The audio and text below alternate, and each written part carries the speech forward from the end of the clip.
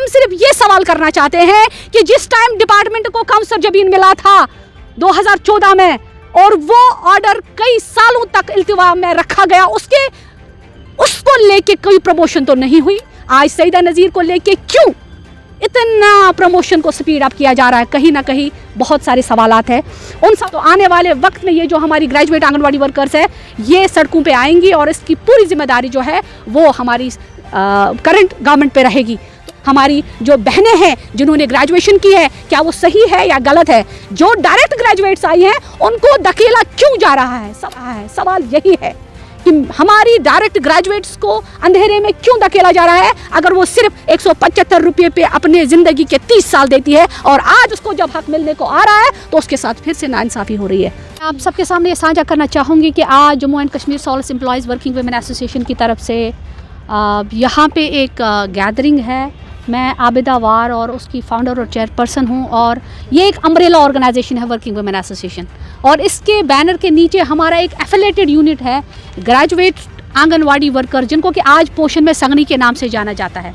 आज वही affiliated unit हमारे साथ है, हमारे कुछ डिस्ट्रिक्ट्स के प्रेसिडेंट्स जो है, रिप्रेजेंटेटिव्स हमारे साथ हैं, और जो मुद्दा है वो सिर्फ इतना है कि हमारी डिपार्टमेंट में जो प्रमोशंस होती है from Anganwadi worker to supervisor, मैं आपको बताना चाहूँगी और आपकी वसादत से ये साझा करना चाहूँगी कि हमारी जो आंगनवाड़ी वर्कर है इसकी प्रमोशन एक मैट्रिकुलेट प्रमोशन होती है और एक जो होती है ग्रेजुएशन बेस पे होती है। जो हमारी ग्रेजुएशन बेस पे प्रमोशन होती है उसमें हमारे इन सर्विस कुछ ग्रेजुएट्स है।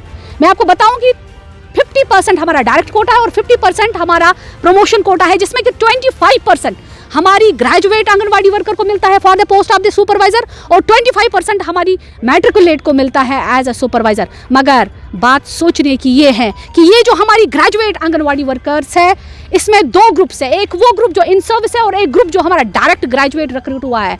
आज हमारे ICDS में पोस्ट ग्रेजुएट्स है, PhD आंगनवाड़ी वर्कर्स है।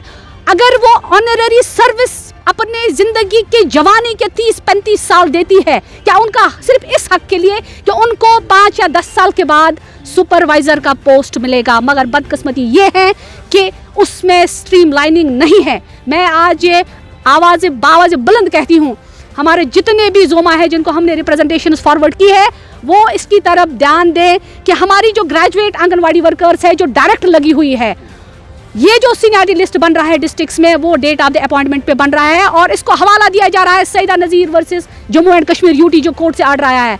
हम सिर्फ ये सवाल करना चाहते हैं कि जिस टाइम डिपार्टमेंट को कम सरजमीन मिला था 2014 में और वो ऑर्डर कई सालों तक इल्तिवा में रखा गया, उसको लेके कोई प्रमोशन तो नहीं हुई। आज सईदा नज़ीर को लेके क्यों इतना प्रमोशन को स्पीड अप किया जा रहा है? कहीं ना कहीं बहुत सारे सवालात हैं। उन सवालात को हम साझा करेंगे अगर डिपार्टमेंट ने जो हमारे लोग बैठे हैं at the affair of the helm, अगर उन्होंने इसको सही से नहीं जांचा तो आने वाले वक्त में ये जो हमारी ग्रेजुएट आंगनवाड़ी वर्कर्स है ये सड़कों पे आएंगी और इसकी पूरी जिम्मेदारी जो है वो हमारी करंट गवर्नमेंट पे रहेगी। तो हमारा सिर्फ आज का डिमांड यही है कि जो सीनियरिटी लिस्ट फ्रेम हो रहे हैं, वो जो लड़कियां आ रही हैं जिनको सीनियरिटी नंबर 1 पे 2 पे 3 पे रखा जा रहा है, हमारा उनके साथ कोई बैर नहीं है। मेरी जो आंगनवाड़ी वर्कर्स है सब एक है, मगर शर्त एक ही है कि it should be the justice should be delivered. उनकी जो सर्टिफिकेट्स है क्या उनकी कहीं पे वेरिफिकेशन हुई है?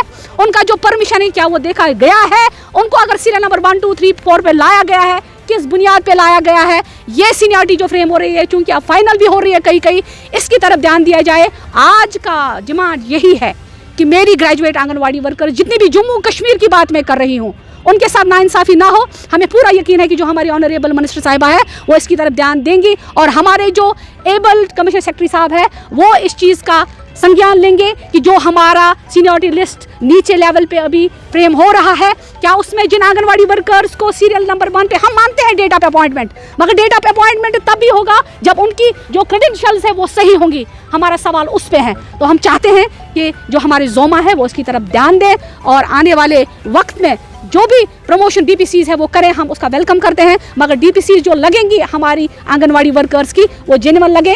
अभी तक जो गलत हुआ वो नहीं होना चाहिए। और हमारा यही इस्तिदा है पूरे जो लोग at the helm of affairs है कि वो इस सीनियरिटी लिस्ट को जांचें। हमारी जो बहनें हैं जिन्होंने ग्रेजुएशन की है, क्या वो सही है या गलत है? जो डायरेक्ट ग्रेजुएट्स आई हैं उनको धकेला क्यों जा रहा है? सवाल यही है कि हमारी डायरेक्ट ग्रेजुएट्स को अंधेरे में क्यों धकेला जा रहा है, अगर वो सिर्फ 175 रुपये पे अपने ज़िंदगी के 30 साल देती है और आज उसको जब हक मिलने को आ रहा है तो उसके साथ फिर से नाइंसाफ़ी हो रही है। तो this is all about today's press brief. Thank you.